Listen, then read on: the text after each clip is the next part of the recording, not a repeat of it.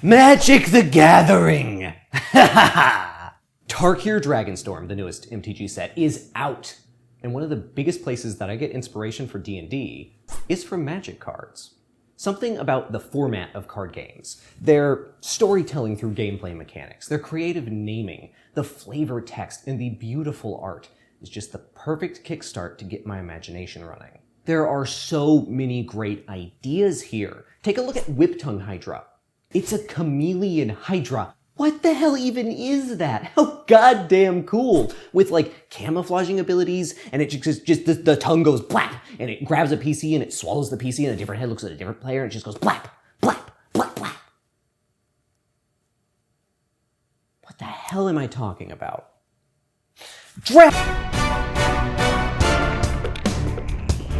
It's Dragon Week! You remember Kraken Week from last year? Well, Dragon Week is the same thing. Just without the Krakens. We kept the week. We just put dragons there instead. It's a community event created by Ginny D and Pointy Hat, where content creators create content surrounding a monster of the week. If you haven't caught on to the playlists for Dragon Week yet, do yourself a favor. There's going to be tons of videos for you to watch and get great ideas for your games. In order to celebrate, how about you and I make some stat blocks for the Dragons of Tarkir Dragonstorm? I'm so excited. Also, please go tell Pointy Hat and Ginny I did a good job. I want them to like me. Stormscale Scion has the word storm on it. And if you don't play Magic, that means people love this card. It also means it has the ability to copy itself, which gave me a few 100,000 different ideas. From a dragon that can create illusory clones, to a dragon that literally splits off from itself, to just a species of dragon that always shows up in groups.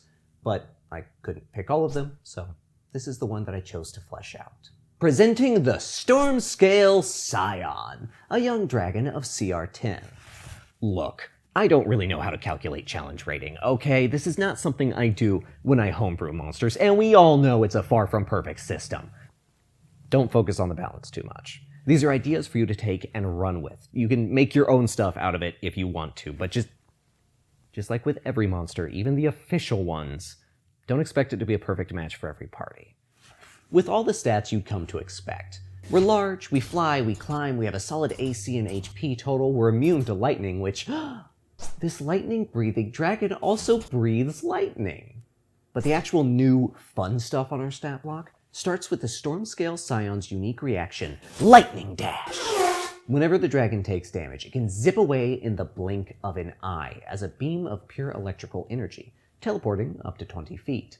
In its place, it leaves behind 2 elemental aftershocks, hollow clones of the dragon made up of just lightning, crackling and unstable. They get a stat block too, a low CR, monster designed to assist the Stormscale Scion in combat. They're only temporary after images, dying either after their daddy does or when a minute passes. They're easy to pop, but when they pop hard, hitting everything around them with an explosion of 1d10 lightning damage. And they can slam into players on their turns too. But that's not the fun part. The truly fun part is where we hop back to the Stormscale Scion stat block to reveal an extra sentence underneath the usual line of lightning breath. If the dragon's lightning breath hits an elemental aftershock, it can fork off, creating an additional 30-foot line in any direction. This can warp the attack's AoE to hit extra players, and more elemental aftershocks to fork off again for even more reach. Now, don't go taking a bad faith interpretation of this. I don't usually make stat blocks for the public. I am not a game designer, so if you see an exploit here, that's just a mistake. You're bound to find some poor wording on these things. Please take the ideas I'm presenting and use them kindly. In other words, you only get 1 ricochet per aftershock, and no, you cannot chain it back and forth over one player infinitely for infinite damage. What we end up with here is a dragon that might not always want to use its breath weapon immediately. It'll hold on to it until it can set up a few elemental aftershocks across the battlefield. And if the dragon is choosing to do that, then the elemental aftershock should focus their turns on getting into the best position possible for the Stormscale Scion to line up a big, ricocheting game changer. Either getting directly behind players, so the dragon can set a line through both of them and it can fork off towards others, or sitting in more open areas, that let the dragon hook its lightning breath around corners and obstacles. Players have to decide what kinds of resources they want to dedicate to controlling the aftershocks. If they don't do anything about them, then the dragon can line up one big bolt that hits the whole party really easily. And being elementals made up of the dragon's own electricity, they're immune to lightning, so they're going to stick around and keep chipping the party down with slam attacks. And since the lightning dash is a 3 times per day ability, they can start to flood the battlefield if they go completely unchecked. So it's a good idea for the party to put some effort towards killing these things, which isn't hard at all. They're AC 13 and they only have 13 hit points. You could sometimes kill one in a single shot, but the players are going to have to dedicate some of their action economy to getting the job done, and melee players will take some splashback damage whenever these critters die. So it takes time and occasionally health. If you want to take out several of them at once with a fireball, go ahead, that is a good idea. But it's an action and a spell slot that could have gone towards the real threat. Either way, there is a choice you're making here, and I think that always leads to a fun combat.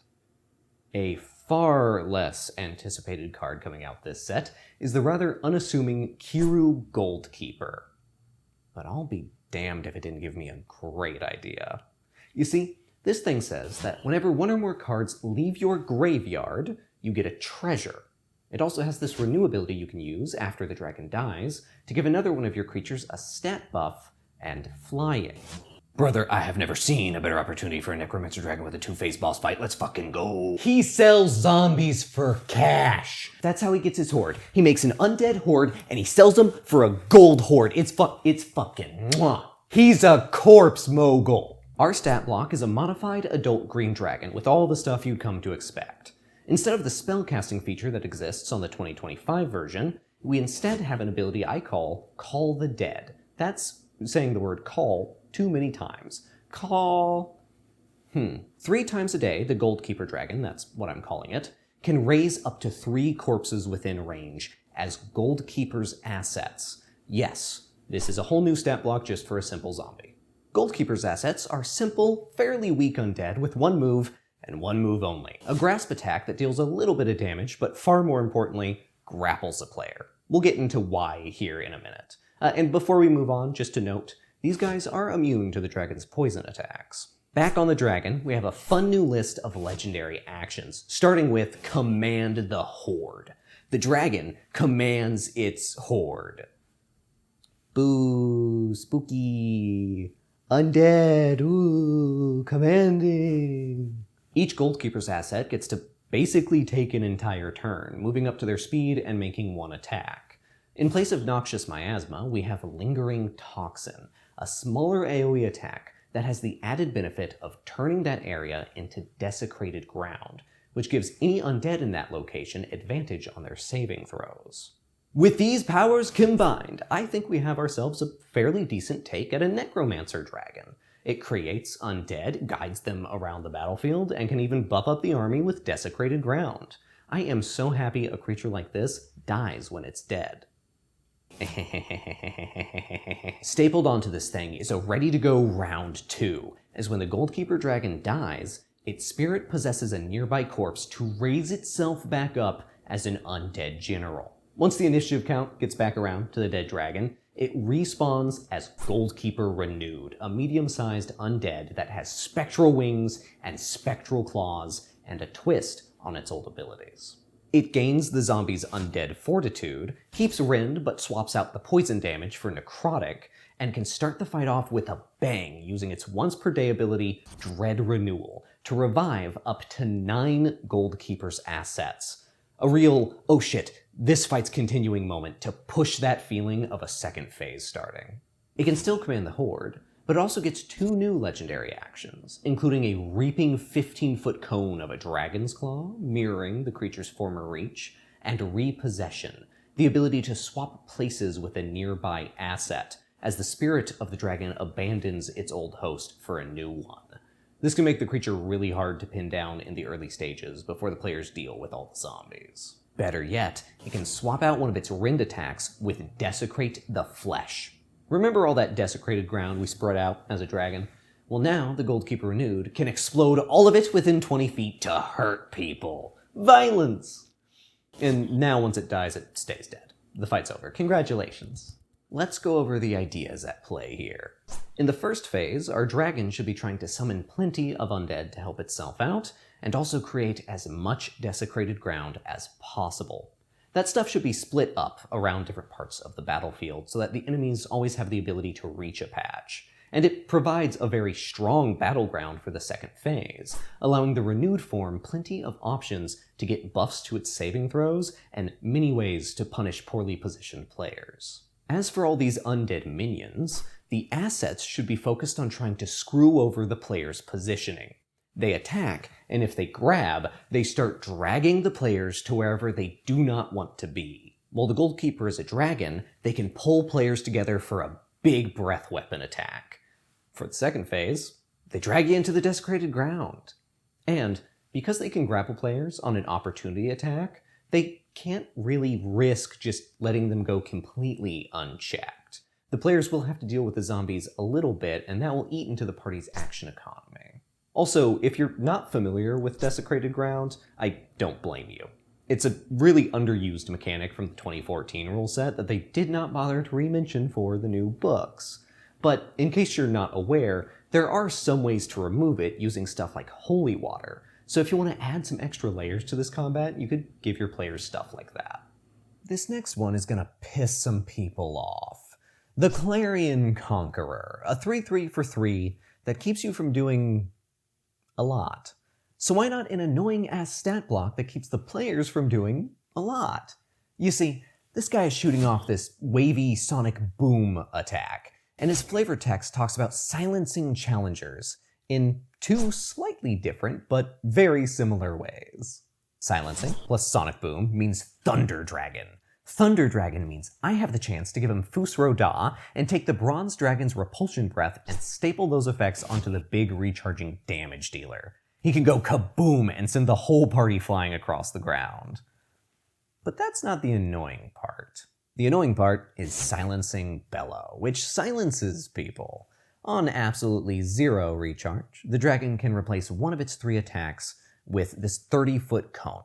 Everything in that 30-foot cone has to make a con save, and if they fail, they're deafened, they lose concentration if they're concentrating on anything, and they can't cast spells with a verbal component until the dragon's next turn.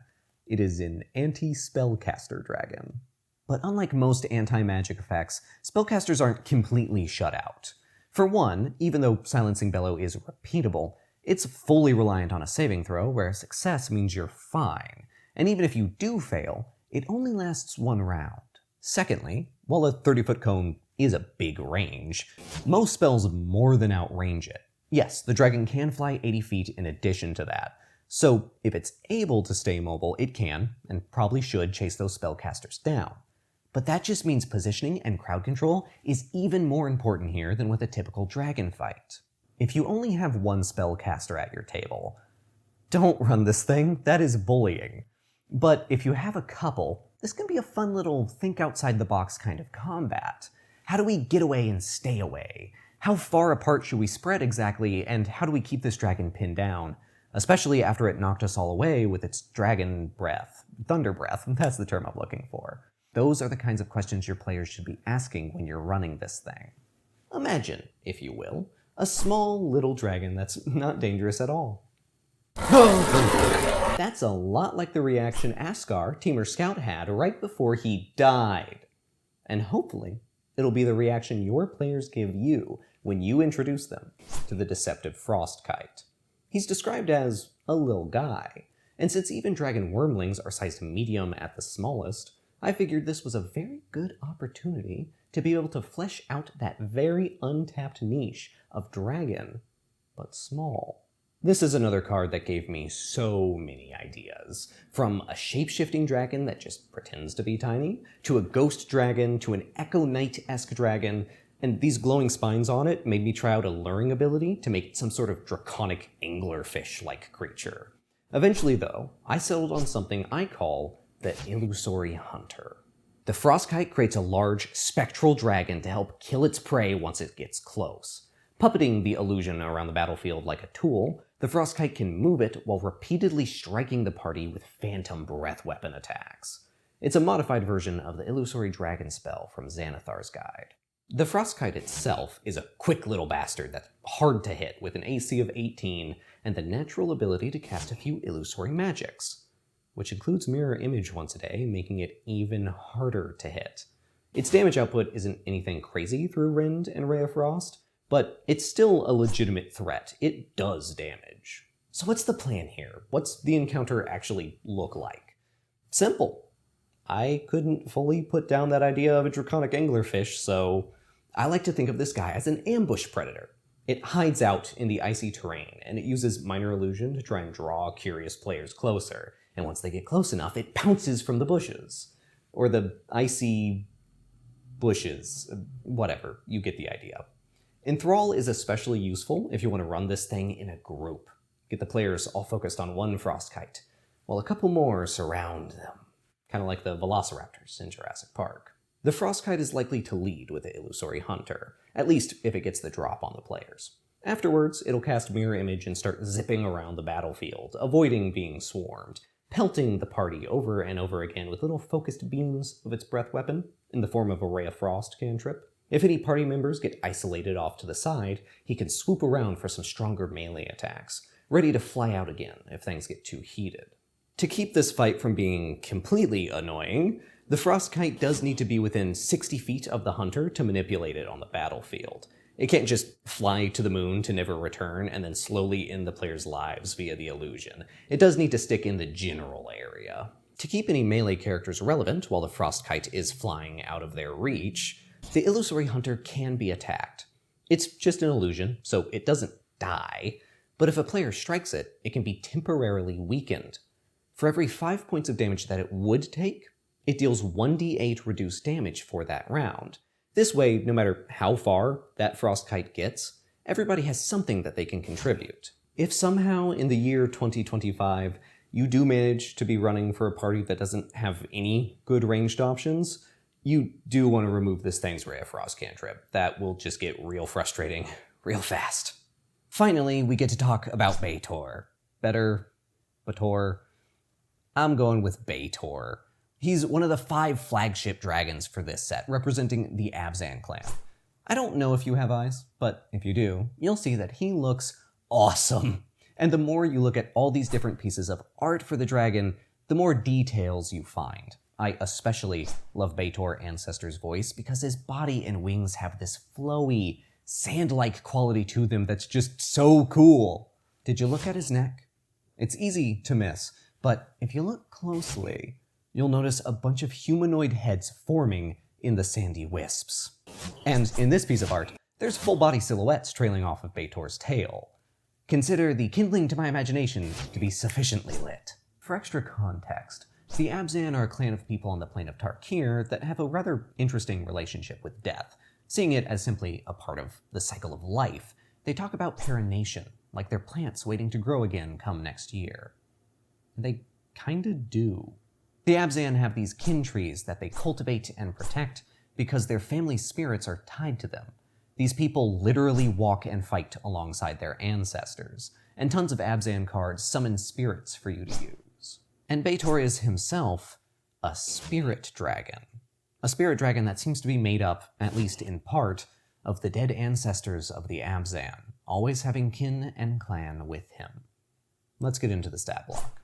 If you were expecting anything less than an ancient dragon, you'd be out of your goddamn mind. Weighing in at size gargantuan, AC 22, 546 hit points is Betor, an undead dragon. Yes, I used 2 creature types. Being a semi-corporeal spirit, Betor has resistance to all physical attacks and immunities to the classic list of undead immunities. His spellcasting feature comes with 3 at-will divination spells: Identify, Legend Lore, and Tongues. I like to think of this spellcasting as the dragon taking time to consult with all the many spirits that reside within him, asking stuff like, hey, has anybody heard of this magic item before? Until eventually somebody has, and their collective experience comes up with an answer. Below that, we've got etherealness and gaseous form, to help push that feeling of the dragon also being a spirit. not just a typical dragon. And of course, spirit guardians, because, of course, how could we not? I made the breath do necrotic damage, but I'm not fully sold on it. There's a certain positivity and beauty to the Abzan way of undeath, so I think you could also do radiant just as well. Anyway, what's the legit fun shit? Well, let's take a look at one of his 2 cards. Betor, Ancestor's Voice, says that you get to revive a creature for losing life. That inspired me to make the passive ability I call Perenation. Whenever the dragon takes 20 or more damage in a single turn, it sheds off some of that spiritual dust and forms a moat nearby. At the end of Betor's turn, those moats turn into ancestral spirits. Yes, I made another stat block for the dragon's goons. It's a recurring theme today. Ancestral spirits only have 1 hit point, and if they succeed a saving throw that would cause them to take half damage, they just take none instead. They're built to work like minions do, and they're more of an obstacle than a real threat, as their only action is to throw ghostly pocket sand. Each creature in a 15-foot cone has to make a wisdom saving throw. If they fail, their next saving throw against anything has disadvantage. And if they fail by 5 or more, their movement speed is also halved for the round.